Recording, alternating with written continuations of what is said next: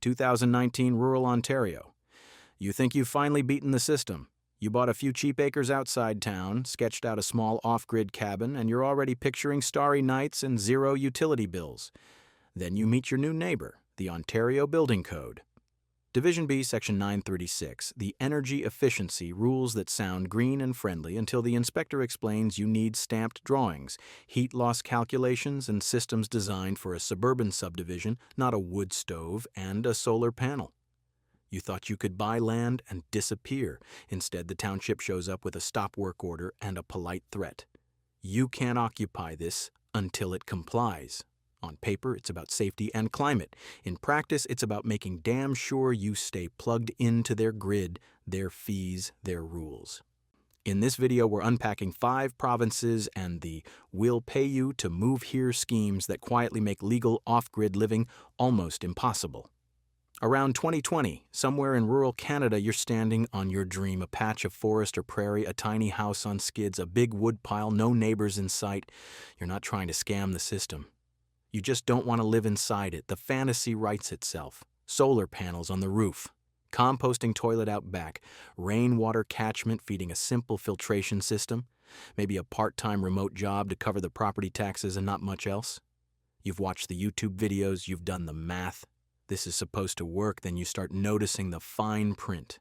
Permit office hours that never match your schedule, zoning maps with colors you don't understand. A phrase buried in the listing, subject to municipal bylaws. You did look at the bylaws, right? Somewhere in there is a residential occupancy permit and minimum dwelling standards that sound boring and distant, until they're not. Land ownership is real. Autonomy? That's the part nobody guaranteed, because before you even put in a door, the province is already standing in the doorway. Here's the bait. Canadian towns will pay you to move there. Throughout the 2010s and into the 20s, headlines pop up like lottery tickets. Pipestone, Manitoba, offering residential lots for as low as $10 if you commit to building within a set time frame. Moosomin, Saskatchewan, cutting checks to developers, $30,000 for the first new housing unit, thousands more per additional unit under Federal Housing Accelerator Fund, dollars flowing into local incentive programs, free land, cash grants, small towns desperate for warm bodies and taxable rooftops. Then you read the conditions. Every offer is wrapped in phrases like "must comply with applicable codes" and "subject to municipal servicing requirements." The $10 lot comes with a development agreement. The $30,000 grant comes with zoning restrictions and infrastructure hookup mandates. They dangle cheap land and cash incentives with one hand, and with the other, they're holding a binder that decides whether you're actually allowed to live on it. Incentives are never free. They're coupons into a system. And you're about to meet the system. By 2019, the machinery is impossible to ignore. Let's look at what you're actually dealing with. In Ontario, the Building Code's Energy Efficiency Provisions, Division B, Part 9, Section 9.36, require thermal performance standards, mechanical ventilation considerations, and compliance documentation, even for small rural homes. These aren't optional suggestions, they're permit conditions. In British Columbia, the Energy Step Code has been rolling out since 2017. Municipalities can adopt higher steps of energy performance, which often means airtight construction, blower door testing, and detailed energy modeling. Great for developers with consultants on retainer. Brutal for a solo builder wanting a 400-square-foot cabin in the Kootenays. Each line of regulation comes with a translation. Must be designed by a qualified professional. Translation, DIY is a dirty word. Mechanical ventilation required for airtight assemblies. Translation, your wood stove doesn't count. Submit stamped drawings. Translation, pay an engineer before you're allowed to lift a hammer. The psychological shift happens fast. Excitement turns to confusion. Confusion turns to wait. I thought this was my land. The more pages in the code book, the less room you have to move. And that's before we even talk about the provinces that claim off-grid living is basically free. Province number 5, Ontario, cheap acreage, expensive permission. Welcome to Ontario, land of cottage country brochures and paperwork hangovers. Small towns across the province advertise affordability and rural revitalization while operating under the same Ontario Building Code as Toronto. A township might offer reduced development charges if you build within a certain timeline, but only if you construct a full code-compliant dwelling, hook up to approved septic, and meet current energy efficiency standards. Consider a representative case. A buyer near Muskoka purchases a small rural lot, planning a simple off-grid cabin. She applies for permits and discovers the requirements. Engineered septic system designed and installed by licensed professionals. Energy compliance documentation showing the structure meets Section 9.36 performance targets. Electrical work signed off by a certified contractor, even for a modest solar array. The compliance costs rival the price of the land itself, land for $40,000. Permits, engineering, and mandated systems for another $30,000 to $50,000 before she's legally allowed to sleep there. The official language says, promoting rural growth and safety. Translation: if your house doesn't look like a subdivision unit on paper, it doesn't exist. And if you think Ontario is bad, wait until you see what British Columbia does in the name of climate leadership. Province number 4, British Columbia. Step code, staircase to nowhere. BC, where the mountains are free, but your building envelope sure isn't. The BC Energy Step Code, introduced in 2017, allows municipalities to require progressively higher levels of energy performance for new construction. Step 1 is modest. Step 5 is near net zero. The catch: local governments get to choose which step applies in their jurisdiction, and many have adopted higher steps to signal environmental commitment. For a couple wanting a modest off-grid home near a small interior town, this becomes a trap. The regional district adopts step 3 or 4 to look progressive. Suddenly, they need an energy advisor to model their building's performance. Blower door testing to verify air tightness, upgraded insulation, triple-pane windows, and mechanical ventilation systems that push their budget past the breaking point. The impossible math: energy modeling fees, $2,000 to $3,000. Additional insulation and air sealing, $5,000 to $10,000. Certified contractors willing to work in a remote area, if you can find them, at premium rates. Total additional compliance cost, easily $15,000 to $20,000 on top of basic construction. The official term is advancing energy efficiency. Translation: hire 3 consultants or don't build at all. But maybe the prairies are better, right? Big sky, small government. Let's talk Saskatchewan. Province number 3. Saskatchewan will pay you if you build our way. Saskatchewan sells itself as the conservative heartland. Lots of space, lots of freedom, lots of common sense, until you read the fine print on the check. Moosomin's Housing Incentive Program channels Federal Housing Accelerator Fund dollars into local grants. $30,000 for the first new housing unit in eligible projects, additional thousands for subsequent units. The goal is density, servicing, and expanding the municipal tax base, not lone cabins with composting toilets.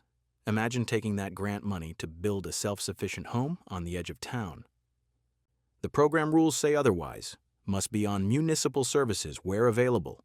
Must fall within approved zoning categories. Must meet all current national building code requirements as adopted by the province. No municipal water connection, no grant money, off-grid septic. Better be engineered, certified, and inspected. Want to site your home outside the designated development area? Start the rezoning process and bring your patience. The distance to the nearest licensed septic designer might be 100 kilometers. The cost of engineered drawings adds thousands before you break ground. The grant that sounded like free money becomes a down payment on a conventional build you never wanted. The official line: supporting much-needed housing supply. Translation: units that pay property tax and utility bills on schedule. Manitoba, meanwhile, is basically shouting $10 lots from the rooftops. Let's see the receipt. Province number 2, Manitoba, $10 lot, $100,000 strings. The viral headline writes itself: town sells residential lots for $10. In Pipestone, Manitoba, and similar rural municipalities, heavily discounted serviced lots are offered to attract new residents and reverse decades of population decline. $10 for a building lot sounds like the deal of a lifetime. Then the development agreement arrives. You must build within a set time frame, often 2 or 3 years, or face penalties including potential forfeiture of the lot. You must pay connection costs for water and sewer where municipal services are available. You must construct a dwelling that meets all provincial building code requirements, which means foundations, insulation, electrical, plumbing, and mechanical systems designed and inspected to current standards. The impossible math emerges quickly. Land for $10. Foundation and site preparation, $15,000 to $20,000. Sewer and water connection fees, $5,000 to $10,000, depending on the municipality. Code-compliant construction for even a modest home, another $100,000 or more before you flip a light switch. The $10 lot is bait. The $100,000 build is the hook. Official language: affordable lots to encourage community growth. Translation: cheap bait into full-price infrastructure obligations. And if you think the Atlantic provinces are your escape hatch, Nova Scotia has a clipboard waiting on the wharf. Province number 1, Nova Scotia and New Brunswick. Come for the views. Stay for the paperwork. Atlantic Canada sells rugged coastlines and simple life vibes. Marketing campaigns target remote workers and retirees fleeing expensive urban markets. Some municipalities offer small relocation incentives or tax breaks to sweeten the deal. Then you try to build. Rural municipalities across Nova Scotia and New Brunswick insist on fully permitted, inspected homes. On-site sewage disposal systems must be designed by certified professionals, installed by licensed contractors, and inspected before occupancy. Percolation tests determine what kind of system your soil can support, and if the results are poor, costs escalate fast. Year-round road access and emergency service compliance add another layer of requirements. A representative case: a retiree buys woodland near a small Atlantic town, planning a modest off-grid home with a well and solar panels. He meets on-site sewage regulations requiring engineered design and certified installation, costs running $10,000 to $20,000. Occupancy rules bar full-time living in structures that don't meet code. His simple retirement cabin becomes a six-figure compliance project or an illegal structure he can't insure or sell. Travel distances to inspectors stretch for hours. Seasonal construction windows shrink the available work months. One failed inspection means rebooking weeks later. Official language: ensuring environmental protection and public safety. Translation: we decide if you're allowed to live quietly in the woods. Individually, each province has an excuse. Together, they start to look like a system. Let's slow down and meet some people who tried. These are composite cases drawn from news reports, online forums, and documented complaints. Real patterns, representative details. Sarah buys a small rural lot in Ontario and builds a solar-powered cabin with a composting toilet and rainwater system. She applies for occupancy. The inspector says no. The structure isn't grid-tied, the septic alternative isn't provincially approved for year-round use, and the electrical system lacks certification from a licensed contractor. Her options are retrofit to code, tens of thousands of dollars, or abandon the project. Greg and his partner build what they call a seasonal structure on their own land in British Columbia, planning to live there full-time while they save for a larger home. A neighbor complains. The regional district sends an inspector. The structure is reclassified as an unpermitted dwelling. They receive an order to vacate within 90 days or face daily fines. The paperwork stacks up: appeal applications, consultant fees, engineering assessments, legal letters. The money bleeds out. The exhaustion sets in. No dramatic confrontation, just slow bureaucratic suffocation. Official language: you may not occupy this structure until it meets applicable standards. Translation: yes, we can make you homeless on your own land. You might think, I'll just build quietly and keep my head down. The system has thought of that too. Here's how they close the loopholes. You skip permits, build your cabin, and figure you'll stay off the radar. But the system has pressure points you haven't considered. Financing: banks won't mortgage a structure without a certificate of occupancy. Try to refinance your land or sell later, and the unpermitted building becomes a liability, not an asset. Insurance: most insurers won't cover unpermitted structures. A fire, a flood, a falling tree. You're on your own. Complaints: Fire codes and zoning bylaws allow inspectors to act on anonymous tips. One unhappy neighbor, one phone call, and your quiet cabin is suddenly on a municipal enforcement list. Zoning definitions. Many jurisdictions limit full-time occupancy to approved dwellings. Call it an RV, a tiny house, a temporary shelter. If you're living there year-round, they can still cite you. The operational friction is relentless. Wait times for inspection stretch weeks or months. Code consultants charge hundreds per hour. Every interaction requires documentation, fees, and patience you're running out of. People don't give up because they're scared of the woods. They give up because they're exhausted by the file. Official language. We're simply enforcing existing standards. Translation. The standards were written so you'd never win without paying the gatekeepers. So who's actually benefiting from all this? Spoiler, it's not you and it's not the forest. Zoom out. The pattern is now impossible to miss. Building codes assume connection to municipal or regulated utility systems as the default. Off-grid alternatives exist in theory but require professional certification, engineered design, and inspection protocols that cost as much as conventional hookups. Utility companies protect their customer base. Rate structures, connection policies, and regulatory frameworks discourage standalone systems. In some provinces, selling excess solar power back to the grid requires permits and inspections that cost more than the panels themselves. Municipalities depend on property taxes and utility fees to balance their budgets. Scattered off-grid builds don't pay monthly water bills. They don't fund sewer infrastructure bonds. They represent tax base without revenue flow, a fiscal problem dressed up as a safety concern. Provincial energy standards, mandatory professional licensing, and infrastructure grants all point the same direction. Reward towns for connecting more rooftops to more pipes and wires. This isn't conspiracy, it's arithmetic. If you walk away from the grid, somebody loses a paying customer. Provincial coffers lose fee revenue. Municipal budgets lose predictable income streams. The incentives are printed right in the budget documents. Show it, you know where to look. Official language. Modern infrastructure requires consistent standards. Translation. Your independence doesn't fit the business model.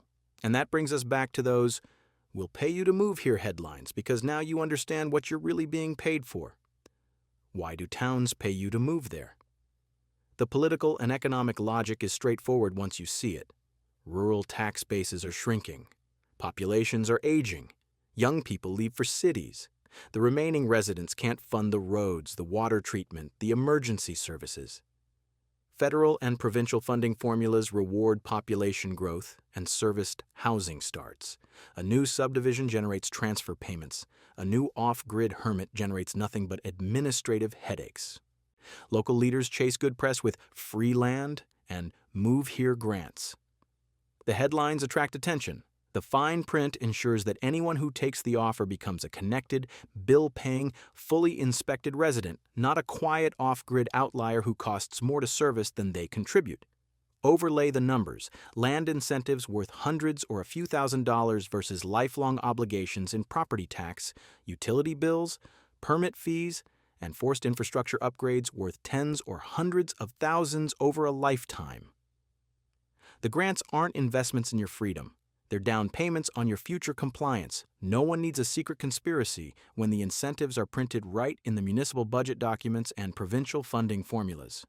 Everyone is acting rationally to capture you as a revenue source. Official language.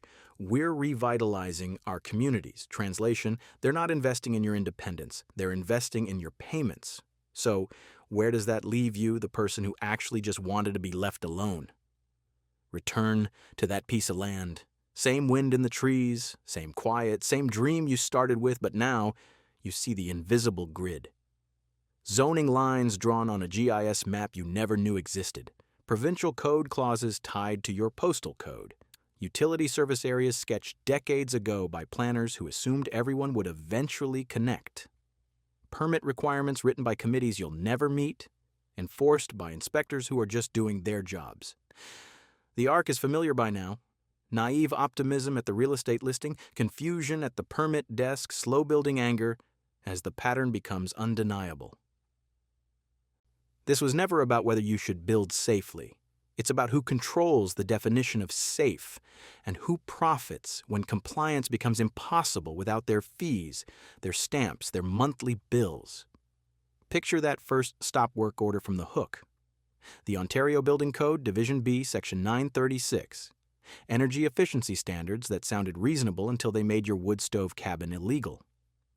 That piece of paper wasn't about protecting you. It was about protecting a system that needs you plugged in. You thought buying land meant freedom. Now you know better. In modern Canada, the grid isn't just electrical. It's legal, economic, and written in code. If you want more coverage of the rules that quietly run your life, subscribe before the next free land headline drops.